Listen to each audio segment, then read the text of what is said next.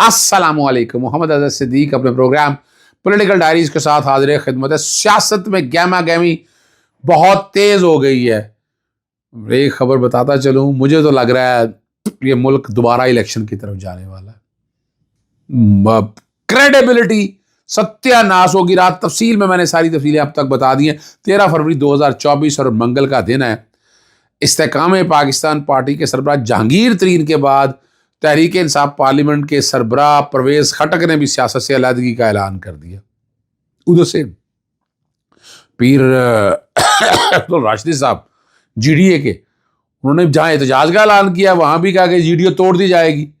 तो ये मुल्क जो है ना, यानी सिराजुल हक साहब ने इस्तीफा दे दिया। उधर से बड़ी स्ट्रांग वॉइसेस तकरीबन हर सियासी जमात दे रही है। यानी इस इलेक्शन की क्रेडिबिलिटी पे इतने खतरनाक सवाल उठ गए हैं, पता नहीं आगे क्या होगा। आप समझ सकते हैं, मैं सख्त बातें नहीं करना चाहता। परवेज खटक ने कहा कि अपने बेटों समेत सियासत से लाताल्लुकी का ऐलान कर रहे हैं।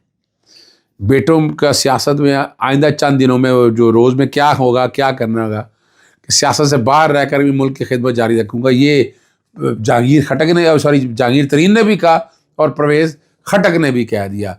तो वो जो मैंने आपको याद है, मैंने कहा था तारीखी तौर पर पहले होता रहा है कि मुस्लिम लीग नून से मुस्लिम लीग काफ बनी, उससे पहले पीपल्स पार्टी से पीपल्स पार्टी पैट्रियट बनी। वो कामयाब मॉडल थे और एस्टैब्लिशमेंट कामयाब रही है वो मॉडल बनाने में। मुस्लिम लीग नून से मुस्लिम लीग काफ बना और काफ आज तक वजूद के अंदर है, कामयाब मॉडल रहे। लेकिन ये पहली दफ़ा ऐसा हुआ है कि इमरान खान ने ये सियासत का रुख ही बदल दिया, तस्वीरें ही बदल दी हैं इस सारी बात को सामने रखते हुए। और अजीब व गरीब सी शक्ल क्या निकली है। मुस्लिम लीग नून फंक्शनल जीडीए के सदरुद्दीन शाह राशिदी ने, रियासत मुखालिफ इलेक्शन था और इसमें रियासत मुखालिफ इसलिए कहता हूँ कि 1971 की तरह के इंतखाबात थे। उस वक्त शेख मुजीब के पास 160 सीटें थी, जबकि भुट्टो के आपके पास 60 सीटें थी और मैंडेट को तस्लीम नहीं किया गया। और इलेक्शन में धांधली और नताइज आरओ ने तब नहीं बल्कि किसी और ने किए। ये जो इलेक्शन हुआ बदतरीन हुकूमत के बाद ये नताइज आए, हम इस इलेक्शन को मुस्तरद करते हैं। मुझे इलेक्शन के पहले किसी दोस्त ने मशवरा दिया था कि जीडीए ख़त्म कर दो, सर मैंने इनकार किया। तो मुझे पेशकश की गई कि जरदारी साहब के साथ अलाइंस बनाओ तो फंक्शनल लीग की सीटें मिल जाएंगी। अगर ना ऐसा हुआ तो जीडीए के सामने 0, जबकि एमक्यूएम के सामने 15 लिखा हुआ है। और धांधली और नताइज तब्दीली के खिलाफ जुमे को 11 बजे हैदराबाद बाईपास पर एहतजाज रिकॉर्ड करने का कह दिया है। तो गेम इज ऑन। लड़ाई अब किस सिमत में जाती है, खतरनाक सिमत की तरफ जा रही है। सदर पाकिस्तान की तरफ से भी एलामिया आ गया है कि पाकिस्तान तहरीक इंसाफ के वफ़द जो है रऊफ़ हसन और उमैर नियाज़ी शामिल थे। सदर मुमलकत को इंतखाबी आलम में होने वाली मुबीना बेज़ाब्तगियों के बारे में पार्टी मौक़िफ़ से आगाह किया और मौक़िफ़ इख्तियार किया कि मुख्तलिफ़ हल्कों में जारी करदा फ़ार्म 45 ही इंतखाबी नताइज के असल नताइज बताते हैं। पार्टी को दबाने, इंतखाबी निशान छीनने और गिरफ्तारियों के बावजूद इंतखाब में कामयाबी मिली है। और पीटीआई गवर्नर का ज़्यादतियों के बावजूद आम इंतखाबात ने अवाम ने जो पार्टी के उम्मीदवारों पर एतमाद का इजहार किया है, सादा अक्सरियत न मिली तो वज़ीर आज़म का इंतखाब कैसे होगा। अब यहाँ क्या है, ये समझाने के लिए आपका कि अगर सादा अक्सरियत नहीं मिलती है तो वज़ीर आज़म का इंतखाब कैसे होगा। 159 अरकान की हमायत ज़रूरी हो। ऐसा नहीं होगा तो रन ऑफ इलेक्शन होता है, यानी दोबारा होगा और कौन बनेगा वज़ीर आज़म। सादा अक्सरियत न मिली तो वज़ारत उज़्मा का इंतखाब और कैसे होगा। और इस गहमा गहमी के मुतालिक आर्टिकल 91 बैकग्राउंड पे चल रहा है। शेख 4 के मुताबिक वज़ीर आज़म मुंतखब होने के लिए 159 अरकान की ज़रूरत है। सियासी जमातों में पावर शेयरिंग फार्मूला तय ना पा सका तो सियासी जमीयतें अपना अपना उम्मीदवार नामजद कर सकती हैं। वोटिंग में कोई भी उम्मीदवार 159 का इंसाफ अबूर ना कर सका तो पहले मरहले में सबसे ज़्यादा वोट हासिल करने वाले सिर्फ 2 उम्मीदवारों के दरमियान रन ऑफ इलेक्शन होगा। रन ऑफ इलेक्शन में जो उम्मीदवार कौमी असम्बली के हाजिर अरकान जो मौजूद होंगे वहाँ पर, यानी ये भी एक तरीका है। कानून साजी आप कर नहीं सकते, लेकिन ये हो रहा, सबसे ज़्यादा हासिल वोट कर लेगा वो ही जो है वज़ीर आज़म मुंतखब होगा। अभी तक आज़ादो शुमार के मुताबिक जो है ना, नून लीग, एमक्यूएम, जेयूआई और आईपीबी के अरकान अगर मिल गए तो उनकी तादाद 130 से ज़्यादा हो जाएगी। दूसरी जानिब ख़वातीन की नशिस्तें मिलाकर पीपल्स पार्टी की अरकान की तादाद 68 से ज़्यादा बढ़ने का इम्कान है और इधर पीटीआई की हमाफ्ता या अवायद याफ्ता अरकान की तादाद 91 हो गई।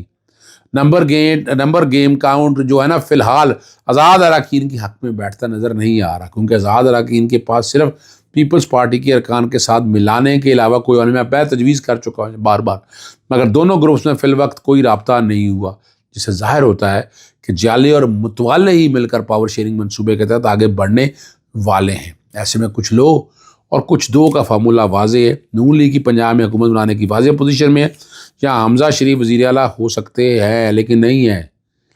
مریم اس معاملے میں بڑا سیریس ہے اور چونکہ انجوائے کر چکا ہے، بعض بتا رہے ہیں کہ مریم نواز بھی بطور وزیر اعلیٰ لانچنگ ہو سکتی ہے۔ اس طرح شراکت اقتدار کے فارمولے پر مرکز کے بعد پنجاب میں پیپلز پارٹی کو اسپیکرشپ دی جا سکتی ہے۔ اگر صدر مملکت کے لیے آصف زرداری کا نام اگر کیا میں بتا چکا ہوں بھائی، صدر آصف زرداری کا نام ہے تو وزیر اعظم کے لیے شہباز شریف سامنے، لیکن شہباز شریف پہ میں نے رات کو بتا دیا تھا کہ بلاول بھٹو نہیں مان رہے ہیں، بلاول بھٹو کو ان پہ ٹرسٹ نہیں ہے، اور بعض سیاسی تجزیہ کاروں کا ماننا ہے کہ وزیر اکثریت نہ ہونے کی وجہ سے نواز شریف کو وزیر اعظم کا منصب سنبھالنے کے بجائے شہباز شریف کو ایک موقع دینا چاہیے۔ بہرحال مختلف آپشن پر کام جاری ہے، دیکھنا ہے کہ حکومت سازی کا فائنل راؤنڈ کب مکمل ہوتا ہے۔ اب آپ کو سمجھنا جو ہے یہ سارے معاملات آپ لوگوں کے سامنے میں نے اس لیے رکھ دی ہیں، یہ چیس بورڈ کے اوپر ساری چیزیں رکھ دی۔ اب حکومت سازی بنانے کی جو دعوت ہے آئینی طور پر صدر پاکستان نے دینی ہے۔ بڑی پارٹی تو پاکستان تحریک انصاف ہے، اگر فرض کریں کہ سیاسی جماعتیں مل کے شو کرتی ہیں کہ جناب ہماری تعداد زیادہ ہے، تو پھر سیاسی جماعت حکومت بنانے کی دعوت انہیں کو دی جائے گی۔ اور حکومت جب بنانی ہے تو دیکھیں قانون سازی اگر کرنی ہے نا تو سادہ اکثریت چاہیے۔ سادہ اکثریت تو آپ کے پاس 169 کی بات ہو رہی ہے، 172 جو کہ ابھی 3 سیٹوں میں الیکشن ہونے ہیں، تو اس لیے 169 کی بات ہو رہی ہے۔ تو قانون بنانا ہوگا تو سادہ اکثریت کہاں سے لائیں گے آپ؟ اسی لیے یہ بات جو کی گئی ہے کہ 169 تک فرض کریں، کل 130 کے نمبر دونوں ہی لے جاتے ہیں تو پھر رن آف الیکشن ہوگا۔ ایک آئیڈیا دے رہا ہوں میں آپ کو، اس میں جو سیٹیں زیادہ لے جائے گا، یعنی یہ الیکشن تب ہونے ہیں کہ جب آپ کے جنرل سیٹیں اور ریزرو سیٹیں یہ ساری اندر آ جائیں گی، اس میں سینٹ کا کوئی تعلق نہیں ہے۔ ریزرو سیٹیں آپ کی جتنی ہیں، یعنی آپ کی پروپورشنیٹ سیٹیں جو ہے 265 سیٹوں پہ ہیں، 266 سیٹ 265 اور 3 268 سیٹوں پہ الیکشن ہونا تھا، اور اسی پروپورشنیٹ سے آپ کو ملنے ہیں اپنا خواتین کی ارکانوں کی لسٹ اور اقلیتوں کی۔ تو ان چیزوں کو سامنے رکھتے ہوئے آپ کے پاس ایک حکومت آنی ہے، وہ حکومت آنی ہے جس نے آ کر حکومت کرنی ہے۔ تو یہاں ابھی جو آپ کے سامنے لولی لگڑی سی رہے گی نا، یہ تو مینڈیٹ زبردستی پاکستان تحریک انصاف کا چرایا گیا ریٹرننگ افسروں کے دفتر میں بیٹھ کر، اور پلڑا جو ہے کچھ ایک سیاسی جماعت کے حق میں بھاری کرنے کی کوشش کی گئی۔ عوام نے نہیں قبول کیا اس الیکشن کو، عوام تو نکلے اینٹی نواز شریف ووٹ ڈالنے کے لیے، مسلم لیگ نواز کے خلاف ووٹ ڈالنے کے لیے نکلے۔ پیپلز پارٹی پہ ان کو اتنی ریزائنمنٹ نہیں تھی، اتنا پریشر نہیں تھا، اور یہی مثال ہے پیپلز پارٹی سندھ کے اندر اس لیے ہو گئی کھلی طرح سے کہ وہاں لوگوں کو غم و غصہ اتنا نہیں تھا جتنا غم و غصہ مسلم لیگ نون پہ ہے۔ پاکستان کو یہاں لانے میں مسلم لیگ نون کا قصور ہے، کوئی مانے یا نہ مانے۔ یعنی آپ کے پاس بڑا اچھا موقع تھا، میں نے 5 جون کو کہا ہے، اور میری کوشش ہوگی میں ٹیم سے کہتا ہوں میرا وہ ٹویٹ بھی چلا دے جس میں نے کہا تھا پاکستان کو بسا کے پاکستان کی ضرورت ہے۔